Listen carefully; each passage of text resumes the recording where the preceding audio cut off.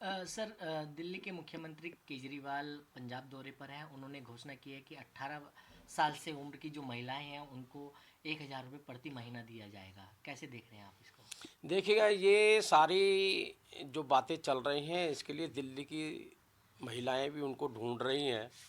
और दिल्ली की महिलाएं ही नहीं ढूंढ रही हैं, दिल्ली के बेरोजगार युवा भी ढूंढ रहे हैं। जो रोज़गार जिनको मिलना चाहिए था, खाली 7 साल में 29 लोगों को वो रोज़गार दे पाए। यहाँ पर वो माताएं और बहनें भी ढूंढ रही हैं जिनसे उन्होंने कहा था भी नशे से मुक्त करूँगा। आज पंजाब के अंदर जाके नशा से मुक्त करने की बात करते हैं और जहाँ पर ठेके खोलने की बात करते हैं। वो महिलाएं भी यहाँ पे देश की दिल्ली की ढूंढ रही हैं जिनको स्वच्छ जल की बात कही थी। आज जमुना कितनी पहले है कि आज छठ पूजा भी उसके अंदर नहीं कर पाए। वो महिलाएं भी ढूंढ रही हैं जिनको इन्होंने फ्री के पास देते थे बस के। जो 6500 बसें थी आज घटकर 2-2,500 बसें रह गई हैं। जिनको बसें नहीं मिल रही हैं, एक खाली छोटा लॉलीपॉप दे दिया। तो मुझे लगता है कि जो जो पंजाब के अंदर नटवराल सॉरी केजरीवाल जो कर रहे हैं, वो आजकल मुझे सॉरी नटवरलाल केजरीवाल असली है नकली, ये भी चर्चा चल रही है। मेरा कहना है नटवरलाल असली हो या नकली हो, नटवरलाल तो नटवरलाल ही रहता है। जिस प्रकार से पंजाब के अंदर वो सपने दिखाने का काम कर रहे हैं, पंजाब की जनता पहले से ही समृद्ध है, समझदार है। वो अपने हितों को जानती है, कायम में उनका हित है। और वो समझ इतनी भी समझदार है कि कौन आदमी उनको किस प्रकार से लूट रहा है। पंजाब की जनता इस लुटेरे के पक्ष में और इसके बहकावे में नहीं आने वाली है। लेकिन सर, जिस तरीके से किसानी आंदोलन चल रहा था, लेकिन कृषि कानून बिल वापस लिए जाने के बाद अब लगता है कि जो पुराना सहयोगी है आपका, शिरोमणि अकाली दल, क्या वो साथ में आ सकता है? नहीं, ये तो उसको सोचना पड़ेगा ना। जब वो कहेगा आना है तो जब हम विचार करेंगे लेना है नहीं लेना है।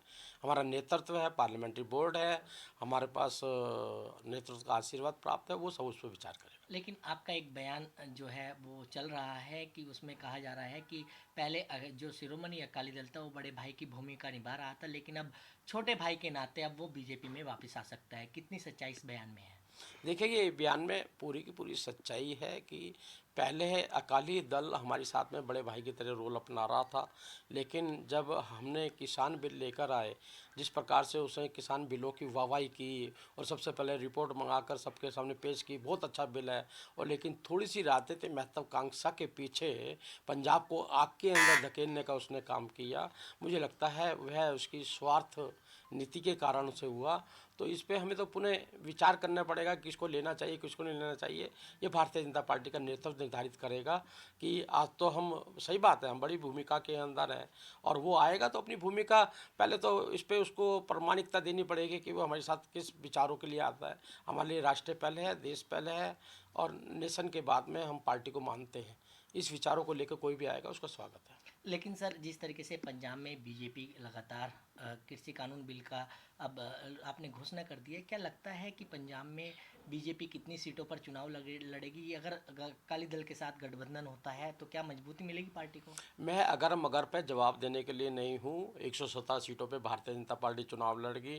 पूरी सीटों पे हमारे पास उम्मीदवार भी हैं क्योंकि सेवा ही संगठन, सेवा ही समर्पण अनेकों ने एक माध्यम से जनता के बीच में हम आए हैं, खड़े हैं।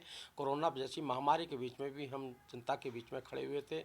आज देश समाज पंजाब की जनता को लगता है कि अगर वहाँ के बच्चों का भविष्य अगर सुरक्षित रहता है, अगर वहाँ पे माँ बहन बेटियों की इज्जत सुरक्षित रहती है, पंजाब में शांति रहती है, बुजुर्गों को सम्मान रहता है, वो सिर्फ भारतीय जनता पार्टी ही कर सकती है। इसलिए हम वहाँ के दिल में बसते हैं और पंजाब हमारे साथ खड़ा हुआ है।